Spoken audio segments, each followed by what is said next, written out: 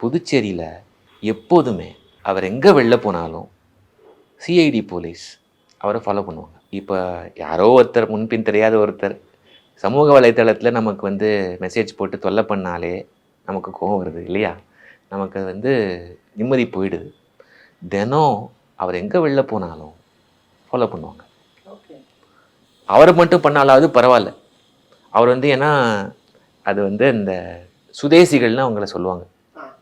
சுதேசினா என்ன அர்த்தம்னா பிரிட்டிஷ் அரசால் தேடப்படக்கூடிய நபர்கள். ஓகே.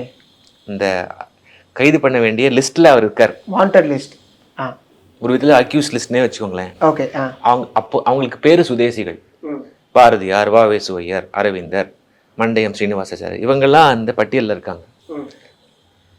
பாண்டிச்சேரி வந்து பிரெஞ்சு டெரிட்டரி அப்போ. அதனால அவ்வளோ ஈஸியாலாம் வந்து நீங்கள் கைதெல்லாம் பண்ண முடியாது. அவர் தமிழக எல்லைக்கு வந்து கால் வச்சா அரெஸ்ட். அப்படிதான் நிலைமை இருந்தது. அப்போ என்ன பண்ணுவாங்கன்னா பின்னாடியே 2 பேர் ஃபாலோ பண்ணுவாங்க. அவரை மட்டும் பண்ணா பரவாயில்ல. இப்போ உதாரணத்துக்கு அவங்க மனைவி சொந்த ஊருக்கு போறாங்க குழந்தைகளை கூட்டிட்டுனா அவங்கள ஃபாலோ பண்றது, குடும்பத்துக்கும் தொல்லை. இவர் நண்பர்கள் வீட்டுக்கு போனா அவங்களையும் ஃபாலோ பண்றது, ஒத்தரை விடுறது இல்லை. ஸோ எப்போதுமே ஒரு அழுத்தம் இருந்துகிட்டே இருக்கும் உங்களுக்கு. இதை விட மாறு வேஷத்துலலாம் வருவாங்க. அது கூட நான் சொல்லியிருக்கேன். மஃப்டியில் வருவாங்க அவர் கைது பண்ணுறதுக்கு. அவருக்கு பார்த்த உடனே தெரிஞ்சிடும், நான் உன் கூட ஸ்கூலில் படித்தேன், என்ன தெரியலையா, நான் உன் கவிதைகளோட ரசிகன் அப்படிலாம் சொல்லிட்டு வருவாங்க. அவங்க வந்து சிஐடி போலீஸ். அவருக்கு தெரிஞ்சிடும். சீச்சி நாயும் பிழைக்கும் இந்த பிழைப்புன்னு சொல்லிடுவார்.